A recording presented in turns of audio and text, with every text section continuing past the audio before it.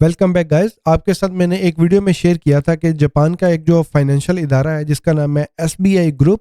वो जनाब रिपल को टेस्ट कर रहा है और वो 2025 में रिपल को जो है वो लॉन्च कर सकता है। और बैंकिंग ट्रांजैक्शन के लिए वो रिपल की जो टेक्नोलॉजी है, रिपल का जो लेजर है, इसको यूज़ कर सकते हैं। और रिपल के वाले से गाइस एक और न्यूज़ ये चल रही है कि बिटस्टैम्प जो है ये डेरिवेटिव एक्सचेंज जो है वो लॉन्च कर रहा है रिपल का एक्सआरपी लेजर के ऊपर,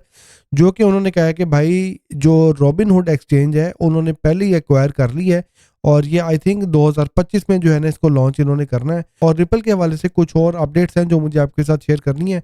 तो सबसे पहले अगर अभी तक आपने अली इकबाल क्रिप्टो आर्मी को ज्वाइन नहीं किया, जल्दी से चैनल को सब्सक्राइब करके वीडियो को लाइक कर दें। तो गाइज जो जापान का एसबीआई ग्रुप है जिसके जो सीईओ हैं उन्होंने 2024 में अनाउंस किया था कि 2025 में जापान का जो एसबीआई ग्रुप है वो रिपल की जो एक्सआरपी लेजर की टेक्नोलॉजी है उसको यूज कर सकते हैं और वो ऑलरेडी इसको टेस्ट भी कर रहे हैं। टेस्ट किस लिए कर रहे हैं? जो इंटरनेशनल पेमेंट्स बैंक से करनी होती हैं, एक बैंक से दूसरे बैंक में जो पेमेंट होती है, पेमेंट रिसीव और भेजने के लिए वो एक्सआरपी की जो टेक्नोलॉजी है इसको बैंकिंग सिस्टम में टेस्ट तो कर ही रहे हैं, लेकिन जब इसको अडॉप्ट करेंगे तो ये बहुत बड़ी ब्रेकिंग न्यूज़ बन जाएगी 2025 में। इसके अलावा गाइस जो बिटस्टैम्प है वो जनाब डेरिवेटिव एक्सचेंज जो है वो एक्सआरपी लेजर के ऊपर बना रहे हैं जिसको रॉबिनहुड ने एक्वायर कर लिया है। और डेरिवेटिव एक्सचेंज वो होती है जिसके ऊपर गाइस आप मार्जिन और फ्यूचर की जो ट्रेड्स हैं वो लगाते हैं। अच्छा गाइस, एक्सआरपी की जो प्राइस है, एक्सआरपी का जो अभी चार्ट है, अगर आप उसके ऊपर नज़र डालें, थोड़ा सा आप जूम आउट करें तो आपको नज़र आएगा एक्सआरपी के दो तरह के चार्ट बन रहे हैं।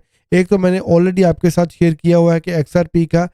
डिसेंडिंग ट्रायंगल में एक चार्ट बन रहा है, ठीक है। इसके अलावा एक्सआरपी का यहाँ पे आप देख सकते हैं, एक्सआरपी का यहाँ पे डिसेंडिंग फ्लैग पैटर्न बन रहा है और यहाँ पे आप देख सकते हैं कि एक्सआरपी की प्राइस जो है इसके अंदर ही मूव कर रही है, लेकिन इसका जो बॉटम है इसको अभी तक एक्सआरपी की प्राइस ने हिट नहीं किया और ये एक्सआरपी के डेली के टाइम फ्रेम में चार्ट बन रहा है। और यहाँ पे आप देखेंगे एक्सआरपी इसकी टॉप को टच तो कर रहा है, लेकिन दोबारा एक्सआरपी की प्राइस जो है ना नीचे आ जाती है, कंसोलिडेट हो जाती है, क्योंकि पूरी क्रिप्टो मार्केट का जो इम्पैक्ट है वो आपको पता है एक्सआरपी के ऊपर भी होता है। और यहाँ पे गाइज ये जो पैटर्न बन रहा है एक्सआरपी का, डिसेंडिंग फ्लैग बन रहा है, यहाँ से एक्सआरपी अगर ब्रेकआउट करता है तो एक्सआरपी का जो अगला लेवल है वो 2.70 से $80 के दरमियान होगा, ठीक है। और इसके अलावा गाइज ये जो आपको व्हाइट लाइन नजर आ रही है ये एक्सआरपी की 50 पीरियड मूविंग एवरेज है और जब तक एक्सआरपी की प्राइस इससे ऊपर ऊपर ही ट्रेड करती रहती है तब तक ऑल इज गुड। और यहाँ पे देखिए जैसे ही एक्सआरपी का यहाँ पे ब्रेकआउट हुआ था तो एक्सआरपी ने अभी तक 50 पीरियड मूविंग एवरेज को